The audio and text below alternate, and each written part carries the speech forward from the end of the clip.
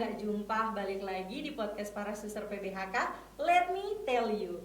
Nah, kali ini dari sekian lama podcast kita nggak pernah update lagi, akhirnya kita update kembali. Nah, sekarang ini saya sedang bersama dengan satu rekan suster saya, suster muda juga yang akan diutus ke Papua, tepatnya di Kota Rusa.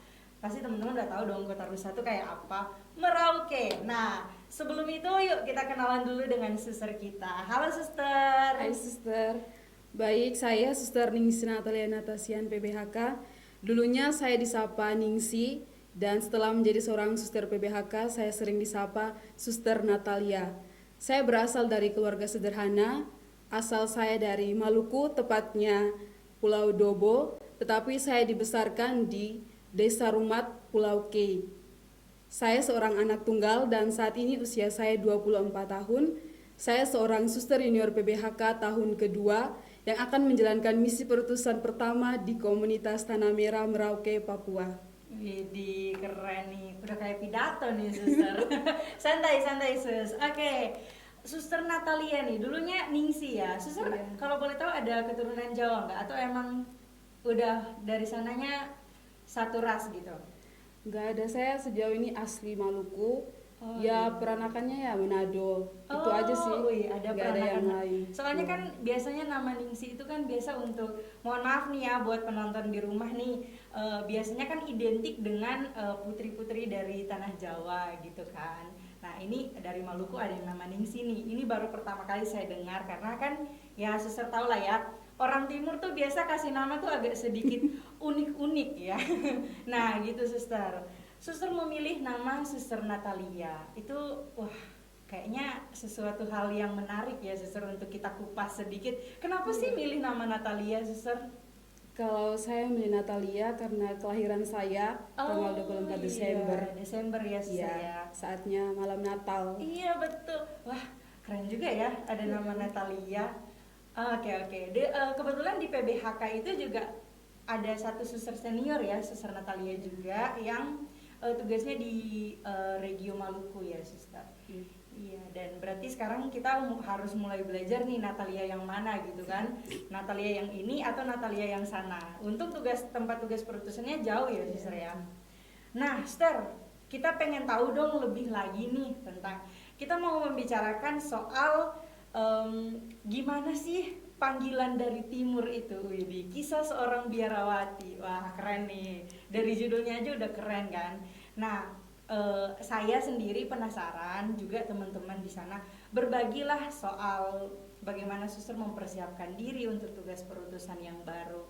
Karena nih kan banyak anak muda yang bertanya-tanya, hidup jadi suster tuh kayak apa sih, enak nggak sih gitu kan. Nah makanya kita bakal kupas hari ini di sini juga bareng-bareng. Tapi sebelum itu saya pengen dong nanya sesuatu ke suster. Apa sih motivasi yang yang menarik perhatian suster sehingga memilih menjadi seorang suster Putri Bunda Hati Kudus? Kenapa nggak yang lain gitu? Kan di Maluku sana banyak kan suster ya. Ada TMM, ada apalagi tuh di Maluku? Di Angel. Di Angel itu kongregasi luar negeri ya. Iya. Nah, kenapa memilih PBHK? Apa sih yang menjadi motivasi suster lah?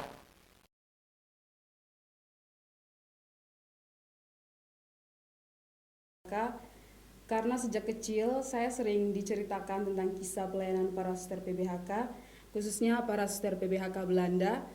Dan saat itu oma saya sempat tinggal bersama para suster PBHK Belanda, sehingga saya mendengarkan kisah-kisah mereka itu menjadi inspirasi untuk saya bagaimana melayani Tuhan dalam kesederhanaan.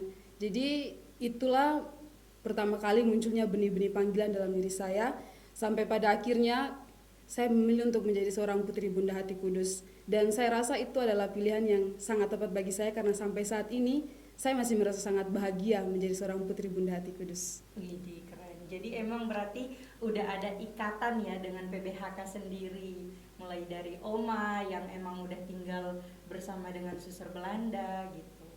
Dan emang para suster ini informasi aja buat kalian, emang para suster PBHK itu berkarya di Maluku itu cukup lama ya suster, sehingga orang-orang dari sana juga cukup mengenal para suster PBHK itu. Nah Suster kan nanti akan diutus ke Papua nih, tempat apa ya, impian para suster muda, termasuk saya nih ya. Saya jujur aja nih, beneran, saya pengen banget ke Papua. Tapi nggak apa-apa, setiap orang kan punya tugas perutusannya masing-masing.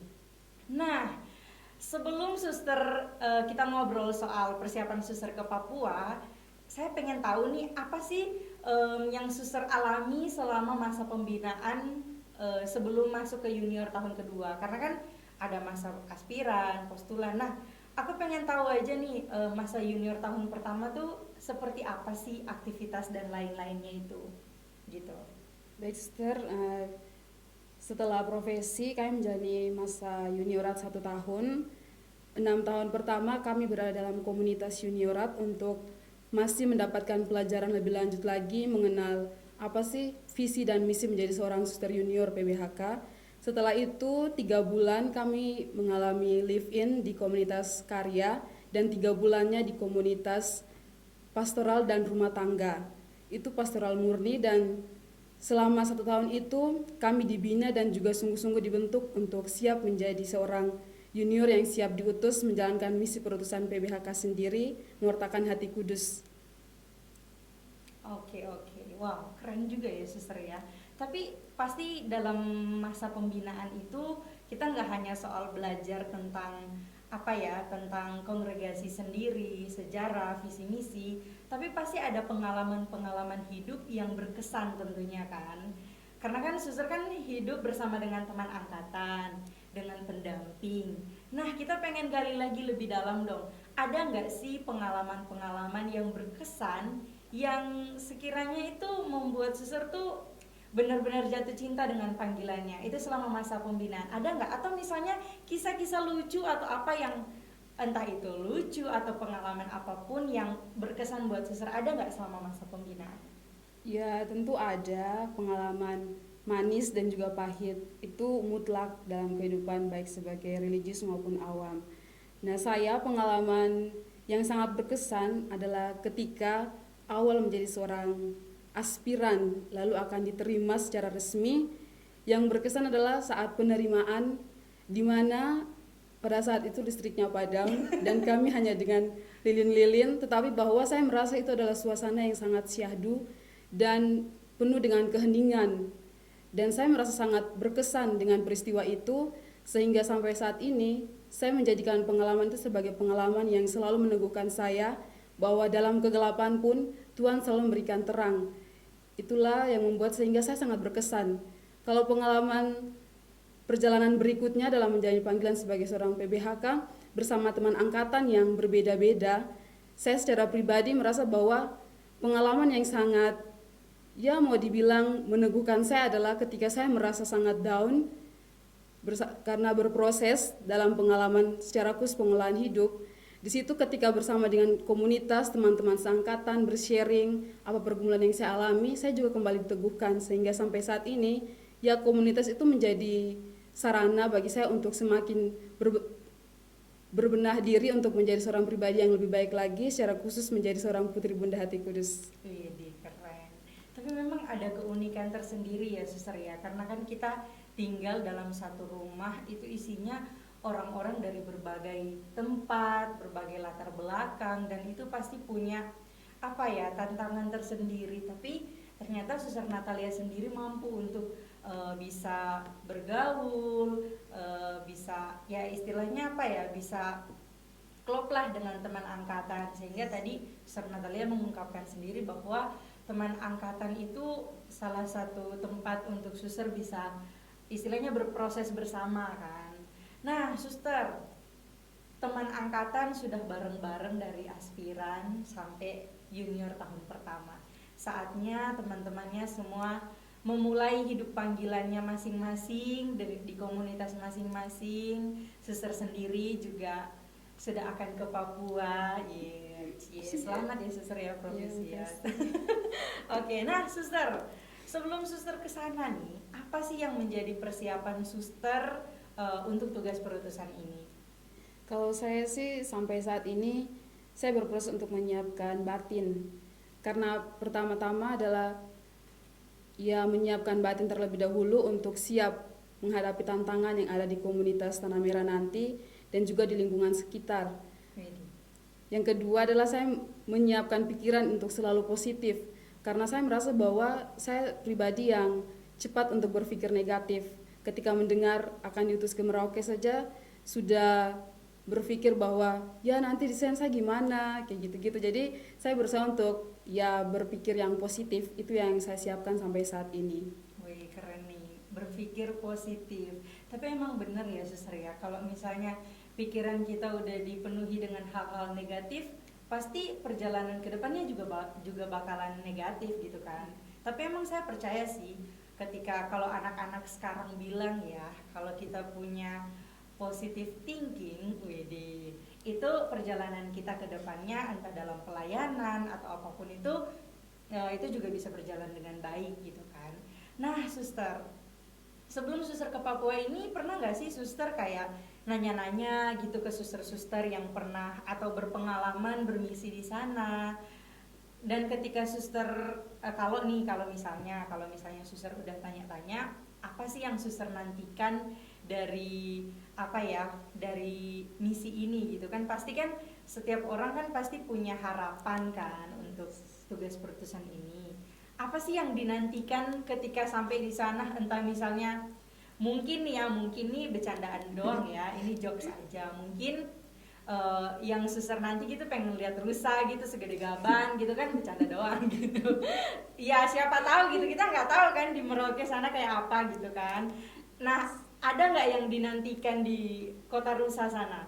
Ya ada, tapi pertama-tama bahwa ya saya menantikan untuk bermisi untuk melayani di pedalaman, karena saya mendengar dari cerita para suster yang pernah bertugas di Papua sangat menyenangkan ketika mengadakan pelayanan ke stasi-stasi, secara khusus stasi yang jauh yang kita biasa sebut pedalaman. Itu mengasyikkan, jadi itu yang membuat saya ya harapannya saya bisa untuk terlibat juga di dalam pelayanan itu, tapi bawa dengan motivasi yang tulus untuk melayani umat yang sangat merindukan pelayanan dari religius.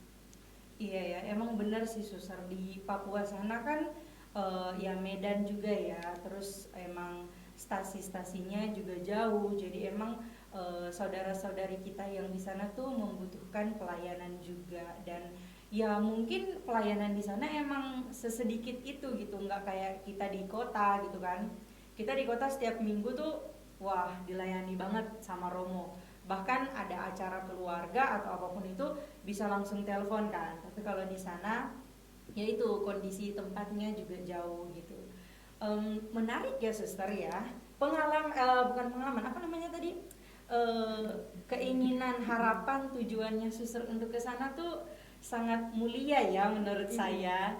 Suster mau melayani saudara-saudari kita yang ada di pedalaman, tapi emang itu yang menjadi kekhususan, kekasan dan spesialnya ada di situ gitu.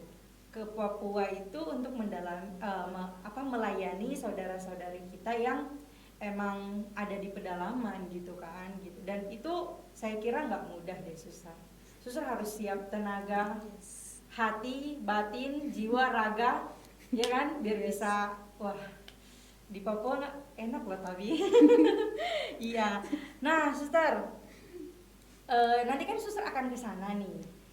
Pasti Suster juga akan berkontribusi ya sebagai seorang biarawati muda yang masih punya semangat hati membara, berkobar-kobar ya, kayak hatinya Pater Chevalier. Tapi di sini nggak ada hati Sus. Oh ada hatinya di situ guys. Ada ini di situ. Keren kan hatinya, tapi nggak ada darahnya, nggak ada kobaran-kobaran api, tapi itu akan diwujud nyatakan oleh Suster Natalia nantinya di pelayanannya, ya kan Suster. Nah Suster, apa saja nih yang menjadi tadi kan Suster sempat bilang nih kan ada perasaan-perasaan negatif yang muncul di dalam hati, pikiran, nggak di jiwa kan? Oh iya. Oke, kan ada pokoknya hal-hal negatif yang sempat muncul. Kita pengen tahu nih apa sih pergumulannya Suster yang menjadi tantangannya Suster untuk pergi ke Papua? Ya, saya ketika mendengar tugas perusahaan ini Yang muncul adalah rasa takut. Takutnya bukan dengan pelayanan yang akan saya lakukan, tapi saya takut ketika nanti bertemu dengan pribadi yang tidak sesuai dengan idealnya saya, karena saya merasa bahwa saya seorang yang perfeksionis, di mana menginginkan agar orang-orang di sekitar saya itu mestinya seperti apa yang saya idealkan. Sehingga saya merasa bahwa tantangan pertama adalah dalam diri saya sendiri, yaitu ya mengidealkan agar orang-orang yang saya temui itu adalah baik-baik saja. Tapi bahwa saya berproses untuk menerima bahwa orang-orang di sekitar saya itu tidak semuanya sama dengan saya, masing-masing orang itu unik. Sehingga saya merasa tantangan yang paling berat adalah tantangan dalam diri saya sendiri, ya untuk bagaimana mengubah cara pikir saya dan juga untuk menerima situasi yang akan saya hadapi dan juga orang-orang yang ada di sekitar saya. Itu yang menjadi tantangannya sendiri untuk saya. Wow, emang beda ya kalau ada suster yang baru menyelesaikan masa pembinaannya. Reflektif banget guys. Saya aja kalah ya, saya terkagum-kagum loh dengan suster. Nah, tadi kan suster sempat bilang berproses diri. Setiap orang pasti punya cara prosesnya masing-masing. Tentu suster Natalia juga punya prosesnya nih masing-masing dalam menghadapi tantangannya. Boleh dong suster dibagikan prosesnya apa sih dalam mengatasi tantangan ini sehingga suster sendiri juga berani mengambil keputusan ini gitu. Ya saya pertama itu berpikir positif, itu sudah pasti. Ya belajar untuk selalu berpikir positif, tetapi juga diwujud nyatakan dalam tindakannya. Tidak hanya berpikir positif tapi tidak ada tindakannya itu sia-sia.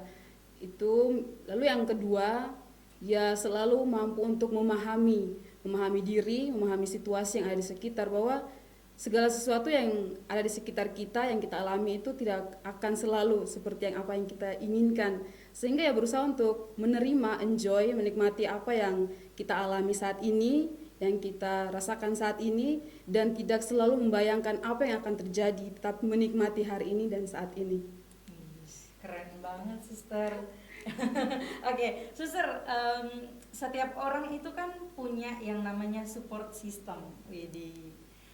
Ada kadang tuh setiap orang kelihatan kuat di depan, tapi di belakang tuh ada orang-orang yang mendukung mereka untuk bisa bertahan, untuk bisa berjuang dalam kehidupan ini. Nah, suster sendiri ada nggak sih orang-orang di balik suster, entah itu keluarga, teman atau apapun itu yang menjadi support system atau mereka yang mendukung suster dalam panggilan ini gitu. Ada nggak suster? Nggak usah disebutin namanya, nggak apa-apa. Karena kalau ada 100 yang dukung suster, 100 juga yang disebutin suster. Silakan suster, ada nggak? Ya ada, pastinya ada. Yang pertama-tama itu keluarga. Karena saya ada di sini pun karena dukungan dari keluarga saya. Yang kedua itu sahabat-sahabat saya, baik sejak SMP maupun sampai tamat SMK, mereka selalu mendukung saya sampai saat ini. Dan yang ketiga tapi menjadi utama juga adalah teman-teman seangkatan. Itu yang menjadi support system saya sampai saat ini, karena mereka juga ya sebagai sarana saya untuk berbagi apa yang saya alami, dan juga meminta masukan dari mereka untuk perubahan diri menjadi lebih baik lagi. Jadi terbuka ya suster ya. Ya itu teman-teman, jadi saya kira banyak banget hal yang boleh kita petik dari suster Natalia ini. Dari tadi awal sampai sudah mau penutup ya, mau closing, dia masih memberikan banyak sekali quotes-quotes yang teman-teman mungkin bisa petik dari pengalamannya suster Natalia sendiri. Kalau dari saya ya tadi ya suster ya, saya mendengarkan suster sharing tuh, pertama kita belajar untuk berpikir positif, karena berpikir positif itu akan membantu perjalanan atau langkah yang akan kita ambil ke depannya. Terus kedua, suster juga sempat mengatakan belajar menjadi manusia yang berproses, karena tanpa berproses ya kita akan stuck di situ-situ aja kan suster. Tapi dari pengalaman dan sharingnya suster, ternyata ketika kita mau terbuka untuk berproses, ternyata kita bisa gitu kan. Nah, salah satu contohnya suster bisa mengambil keputusan ini dengan lega, dengan hati yang terbuka gitu kan, dan selalu bersyukur dengan orang-orang yang ada di dekat kita, keluarga, sahabat, teman angkatan, dan mungkin buat teman-teman yang nonton di rumah, mungkin kalian juga punya support sistemnya masing-masing, dan saya kira itu sesuatu hal yang baik yang perlu dipertahankan ya suster ya. Nah suster, sebelum kita tutup podcast kita nih, udah mau nutup aja nih suster, padahal saya mau denger lebih banyak lagi masukan kata-kata dari suster tuh kayak gimana ya, emang ya kalau abis lulus dari masa pembinaan itu kan banyak keheningan kan, jadi berbicara dengan diri sendiri dan Tuhan tuh punya banyak space waktu banget gitu. Jadi ya bisa dilihat lah dari Suster Natalia sendiri ya, hasilnya tuh kayak berbuah gitu. Nah Suster, ada nggak nih pesan buat teman-teman muda, sahabat-sahabat muda yang mendengarkan podcast ini? Kalau dari saya kan tadi ada beberapa poin kan, soal berpikir positif, terus apalagi tadi. Nah kalau dari Suster sendiri untuk teman-teman muda kita itu apa sih gitu di podcast ini gitu? Ya, dari saya untuk teman-teman muda yang sedang menyaksikan podcast ini, jangan menyerah dengan tantangan yang ada. Tantangan itu menjadi sarana untuk kita membentuk diri kita menjadi lebih tangguh, menjadi pribadi yang memang diandalkan, dan juga secara khusus dalam panggilan, baik sebagai seorang religius maupun awam, ya tantangan itu sebagai sarana kita untuk semakin setia menjadi panggilan sebagai seorang religius maupun awam, tapi juga sebagai sarana untuk kita bagaimana tahu cara Tuhan menguji kesetiaan kita tuh. Keren nih, udah bisa melanjutkan kutipan kata-kata motivasi dari Mario Teguh. Tapi ini Maria Teguh ya. Karena kan nama suster kan Suster Maria Natalia. Jadi teman-teman ya, kalau kalian butuh banget motivasi, bolehlah kalian main-main ke Instagramnya Suster Natalia. Kan udah punya Instagram kan suster ya? Instagramnya nanti bisa dilihat di bawah ini sih. Gitu. Nah suster, ada lagi nggak yang mau disampaikan? Atau udah cukup atau gimana? Bebas, Suster. Ya udah cukup lah. Cukup, oke. Nah, Suster, teman-teman muda di luar sana kan pasti penasaran juga kan. Kalau nih seandainya, mudah-mudahan doa dan harapan saya sih gitu ya, ada anak muda yang tertarik gitu untuk mengikuti jejaknya Suster gitu. Apa sih cara dan tipsnya untuk bisa seperti Suster Natalia ini pergi ke Papua dari Maluku ya tadi ya, dari Maluku ke Papua. Dia udah melewati nyebrang doang sih. Tapi harus ke Jawa dulu terus baru ke Papua. Ada nggak Suster tipsnya? Ya tipsnya untuk bisa menjalankan misi seperti saya di Papua nanti, ya bergabunglah menjadi seorang religius PBHK. Itu tips yang sangat ampuh. Dan gak rugi ya suster ya? Nggak ada ruginya jadi suster. Orang kita hidupnya happy ya suster ya? Happy aja lah. Iya happy aja lah, kan ada lagunya itu. Oke deh, thank you banget Suster Natalia udah hadir bareng saya dan juga rekan-rekan promosi panggilan saya juga. Kami senang banget suster bisa hadir. Dan ini suster bisa bisa dibilang suster tuh mungkin tamu spesial ya, karena podcast kami kan udah bukan berhenti ya, istirahat cukup lama ya, karena ya memang mempersiapkan podcast tuh nggak mudah ya suster. Jadi kita mempersiapkan itu, dan setelah sudah dipersiapkan maka Suster Natalia menjadi orang pertama yang akan membuka podcast kita yang setelah sekian lama bahasa gaulnya ya suster ya, intinya berhentilah gitu ya. Saya mau mencoba pakai bahasa gaul tapi nggak bisa. Nanti kita searching lagi. Nah oke. Buat teman-teman semuanya, terima kasih juga udah nonton podcast kami, dan sebagai bentuk dukungan kami minta dong untuk teman-teman semuanya jangan lupa like, komen, dan subscribe YouTube para Suster PBHK Provindo di bawah ini. Ada juga Facebook dan Instagram. Jadi buat teman-teman yang pengen kepo-kepoin kehidupan para Suster PBHK, dan ya profil-profil para suster juga ada di Instagram dan Facebooknya para suster. Ini ada di bawah sini ya guys. Oke, sekian itu aja dari kami. Terima kasih Suster Natalia sudah hadir di podcast kami. Kita say goodbye dulu dong ke teman-teman yang udah nonton. Thank you Thank guys. you.